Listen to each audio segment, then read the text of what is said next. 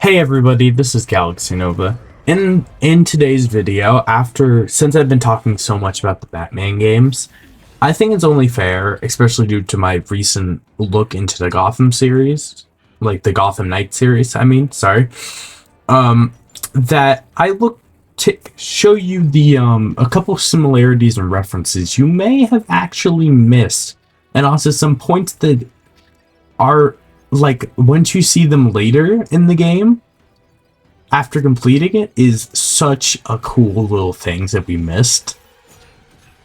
So hey, if you're excited to check this out, or if you just are bored and scrolling YouTube and this popped up and you enjoyed it, make sure to stick around and see if you would be willing to hit the subscribe button for me.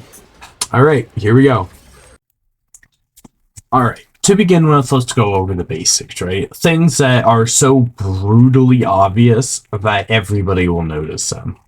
First off, of course, Batman dies in both of these. That's pretty obvious, you know?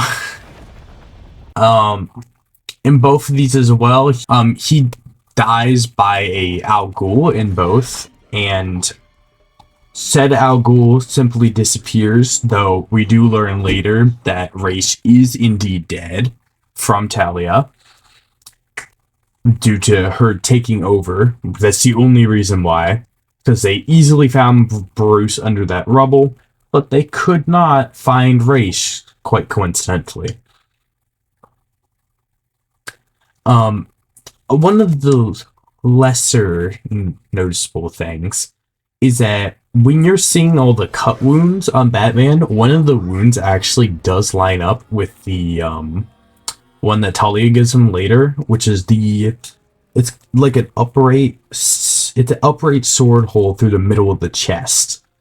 And that is the same wound that is inflicted to him at the end, and you can also see it mainly through the shots of his back as well.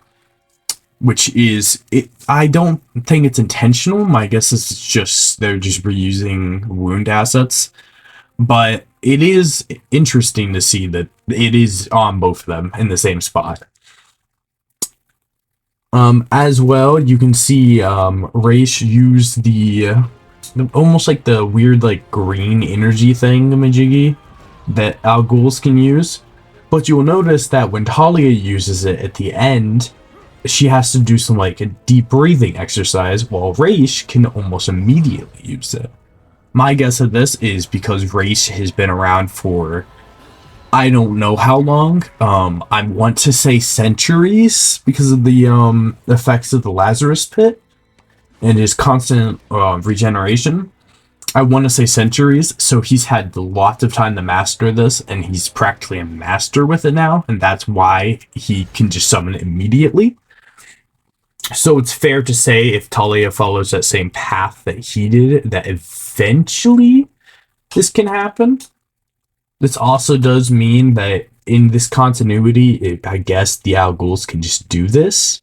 So if Damian Wayne was to be in this continuity, which I don't believe he is, I want to say. I think the Robin we're seeing is Tim Drake. It's probably in his bio. I'll put it on the screen.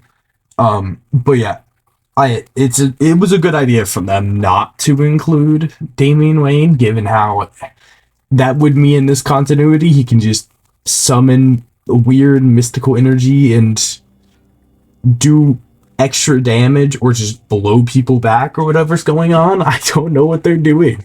I assume maybe it's Lazarus related, but that also doesn't make sense because why is Red Hood not using this? Like, he gets magic abilities, but it's not like the Al Ghuls do. So unless it's some, like, latent thing where, like, only the Al Ghuls going into Lazarus water get these heightened abilities and everybody else just gets, like, less good ones. I don't know what's going on there. One of the craziest things, though, jumping way forward in the timeline here, one of the craziest things is knowing Jacob Kane was the voice of the court, aka the person in charge of the court of owls, because this speech is so crazy once you realize that he's pretty much, he is basically speaking for his enemy, essentially. Like, he obviously has a connection with Bruce, and we all know that. Especially, even after he dies, he kind of admits that. But Bruce is still fighting the Court of Owls.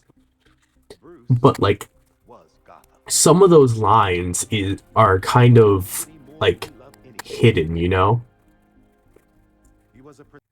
Like, and you can kind of tell that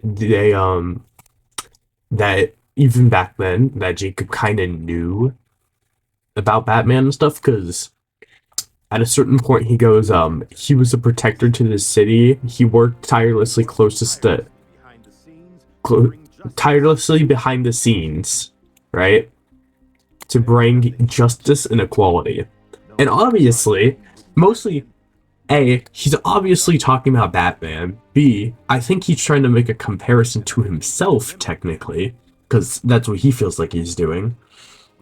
And C, when he talks about working tirelessly behind the scenes, he looks dead at the Bat family up there. He looks dead at them. He looks directly at Alfred, Robin, and Nightwing. It is something you could so easily miss, or so easily just, you know, even for them, I bet, so easily could just consider him just, like, being respectful. But I'm pretty sure he's flat out saying, hey, I know who you all are, and I know what you do. It's actually kind of amazing. It's in that they have little hidden details like this in this speech, because nobody suspected Jacob Kane. Like, if somebody did, bravo to them. But, like, it's all these little hidden details, which are so cool to look back on now that we know the truth. Also, in the finale to Gotham Knights, there's a couple things you can notice, such as the cop that you spend pretty much the whole game with. It's like one of the only good cops left in town, is by a statue of Commissioner Gordon, which is a nice little detail. But one of the main things I want to point out is the odd resemblance that you can see when looking at when Red Hood is on, like, takes over all the TVs and electronics in the area to do a message. Because the way that it looks, literally, to me, especially, like, the way he's positioned and everything, it looks like what somebody would do, like, what the villains do in Arkham Knight, like, when they take over the TV screens. Like, he looks like one of them. Which, I mean, I guess it might just be a cool feature because, of course, as pretty much all Red Hood lore is, originally, right before he gets, like, saved by Batman, right? And after he, like, almost, like, makes up with him, usually Red Hood is a villain to Batman for a little bit, because the Joker kidnaps him and then, like, kills him, and then goes into the Lazarus pit and tries to get revenge on Batman. So the fact that Red Hood's ending has that almost, like, villain vibe to it while he's still being good is kind of just a little cool feature you might be able to notice there. Alright, anyways, thanks for watching.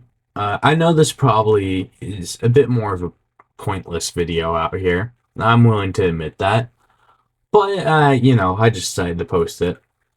So, hey, if you did enjoy, make sure to like and subscribe. And, yeah, I'm Galaxy Nova. Thanks for watching, and I'll see you in the next one.